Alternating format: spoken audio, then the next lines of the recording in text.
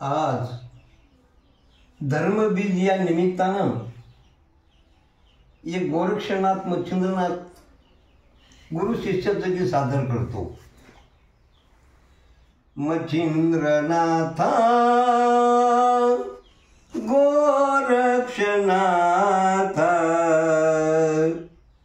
तव चरणी मम माथा।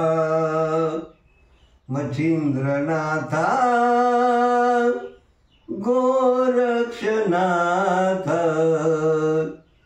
तव चरणी मम माथा। गुरु शिष्य निघाले तीर्थाटनाला, मुक्काम ठरला एका नगरीला। महादेवाच्या तिथ मंदिराला, त्रिविक्रमाच्या राजधानीला। गोरक्ष मच्छिंद्र भिक्षाटनाला निघाल्यानंतर, तीर्थाटनाला निघाल्यानंतर भिक्षा मागत मागत एक महादेवाच्या मंदिराच्या ठिकाणी मुक्कामी राहिले आणि ती नगरी त्या त्रिविक्रम राजाची होती आणि रात्रात त्यांनी मुक्काम केला। त्रिविक्रमाच्या राजधानीला त्याच्या जीवनाची व्यथा, त्या राजाच्या त्याच्या जीवनाची व्यथा। तव चरणी मम माथा। मच्छिंद्रनाथा गोरक्षनाथा तव चरणी मम माथा। मच्छिंद्रनाथा गोरक्षनाथा तव चरणी मम माथा। त्या दिवशी राजा वारला। मुक्कामाला असल्यानंतर स्मशानभूमीमध्ये राजाचं प्रेत जळतंय आणि त्या ठिकाणी गोरक्ष मच्छिंद्र पाहू लागले। त्याच दिवशी राजा हा वारला, गादीवर बसावे आता कोणाला। पुत्र संतती नवती राजाला, दुःखाचा हा डोंगर कोसळला। रेवती राणी काय म्हणते, कसे राहू मी नाथा तव चरणी मम माथा। मच्छिंद्रनाथा गोरक्षनाथा तव चरणी मम माथा। मच्छिंद्रनाथा गोरक्षनाथा तव चरणी मम माथा।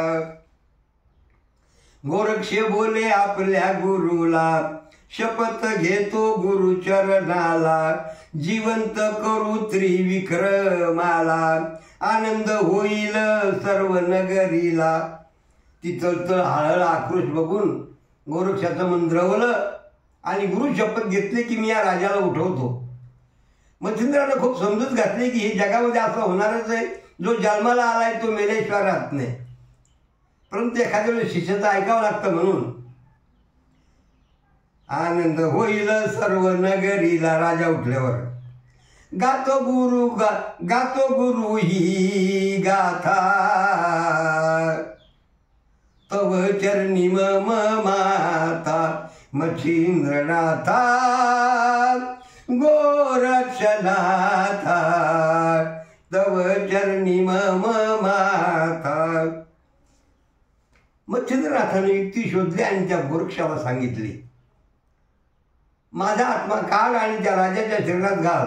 12 वर्षानंतर त्याला मुलगा होईल आणि त्याचं नाव धर्मनाथ ठेव आणि 12 वर्षाच्या नंतर मला तू जिवंत कर आणि तो राजा वारल। मच्छिंद्र सांगे गोरक्षाला, माझा आत्मा द्या ते राजा, माझा आत्मा दे या राजाला।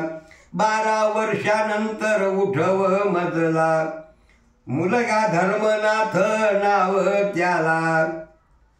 मुग्धचा बुद्धी दाता तव चरणी मम माथा।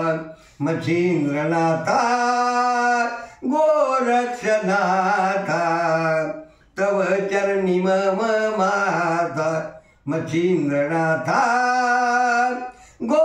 गोरक्षनाथा तव चरणी मम माथा।